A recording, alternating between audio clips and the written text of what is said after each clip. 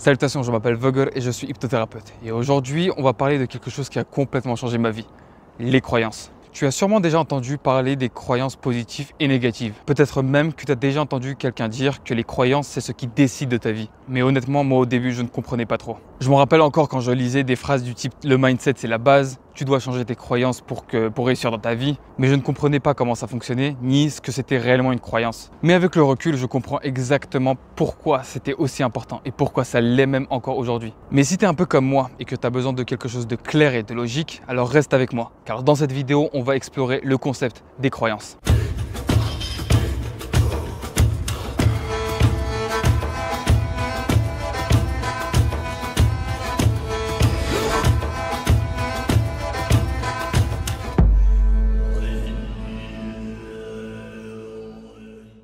Alors, c'est quoi une croyance au juste?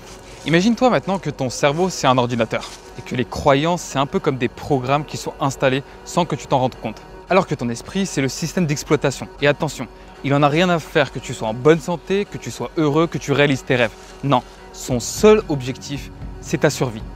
Et pour survivre, ton esprit tire des conclusions de ce que tu as vécu, mais surtout de l'interprétation que tu en as fait. Et c'est justement avec ces conclusions que se développent les croyances. Ton esprit fait deux choses avec ça. Premièrement, il passe sa vie à prouver qu'il a raison. En gros, ce qu'il va faire, c'est qu'il va analyser tout ton environnement et il va sélectionner que les choses qui prouvent ce qu'il pense. Et deuxièmement, il fait tout son possible pour ne jamais remettre en question ce qu'il pense. Parce que pour ton esprit, le changement est égal danger. Au début, quand j'avais entendu ça, je me suis dit c'est complètement con.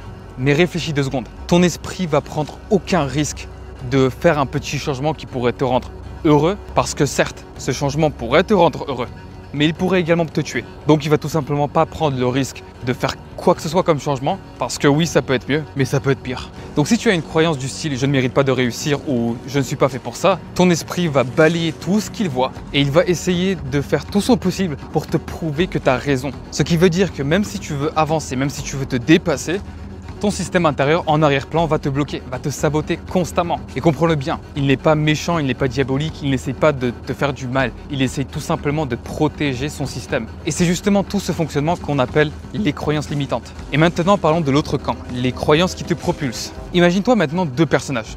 Le premier personnage dit des choses du style « je ne mérite pas de réussir, c'est trop dur pour moi, je ne vaux pas la peine, etc. » Le deuxième personnage, lui, il est sûr de lui, il sait qu'il devrait réussir, il veut quelque chose de plus de la vie et il sait qu'il le mérite. Laquelle des 2 personnes tu penses qu'elle pourrait atteindre son objectif? Pas besoin d'être un génie pour répondre à cette question, la personne qui croit en elle. Quand tu crois que tu es capable, tu vas faire exactement la même chose que pour les croyances limitantes. Tu vas scanner ton environnement et tu vas sélectionner toutes les choses qui vont te prouver que tu vas réussir. Tu vas persévérer, tu vas arrêter de te plaindre et tu vas constamment chercher des solutions. Et le plus drôle dans tout ça, c'est que tout ça se fait de façon complètement automatique. Et c'est justement ça qu'on appelle les croyances qui te propulsent. Et le vrai problème dans tout ça, c'est que tu ne vois même pas ces croyances. Elles sont cachées dans l'obscurité, dans le subconscient. Et c'est un endroit que tu n'as pas l'habitude d'explorer. Alors que pendant ce temps-là, le conscient invente des excuses, des histoires, pour pas que tu touches à ce qui te fait vraiment mal. Mais il y a une façon pour voir quelles sont tes croyances. Regarde tout simplement ta vie. Et je ne te parle pas de quelle vie tu voudrais avoir. Non, réellement, là maintenant, quelle vie tu as. Comment tu te sens quand tu fais du sport, quand tu es dans ton travail, quand tu es en train de parler avec des nouvelles personnes. Qu'est-ce qui se passe dans tes relations? Tout ça, c'est influencé directement par tes croyances. Parce qu'en fait, si tu veux, ta vie, c'est le miroir de tes croyances. Et que malgré tous tes efforts que tu mets en place pour réussir, tu es toujours bloqué, que tu sens qu'il y a quelque chose qui te sabote, c'est sûrement qu'il y a une vieille croyance qui est encore accrochée dans l'ombre. Pas besoin de chercher très loin. Tu as sûrement déjà entendu quelqu'un dire que dans ce pays, on ne peut pas réussir, que c'est toujours la faute des politiciens, des riches, des pauvres, de l'immigration, toujours des excuses.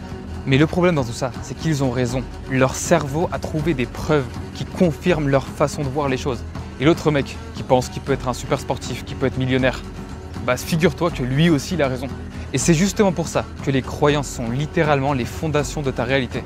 D'ailleurs, si toi aussi tu voudrais commencer à apprendre à déconstruire tes croyances limitantes, dans le premier lien de la description, tu trouveras les clés du Jarl. C'est un paquet que je t'offre complètement gratuitement où à l'intérieur tu trouveras si tu es réceptive à l'hypnose ou non, une série de livres que je te conseille clairement de lire, mais surtout un audio d'induction à l'hypnose qui va te permettre de rentrer dans cet état d'hypnose à n'importe quel moment de la journée et à n'importe quel endroit. Parce que figure-toi qu'à chaque fois quand je travaille, que ce soit en coaching ou en hypnose avec quelqu'un, il y a toujours la même chose qui revient. Les croyances limitantes qui sont constamment dans l'enfance. Parce que ça aussi, je te l'ai pas dit, toutes tes croyances limitantes ou propulsantes, elles ont été forgées durant ton enfance.